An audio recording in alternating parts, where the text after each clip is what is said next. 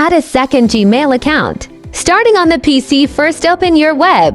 Go to gmail.com if you're already logged into a Gmail account. You'll see your inbox. Now click on your profile icon in the top right corner of the page. From the drop-down menu, select Add Another Account. You'll be prompted to sign in. Enter the email address of the account you wish to add and click Next. Then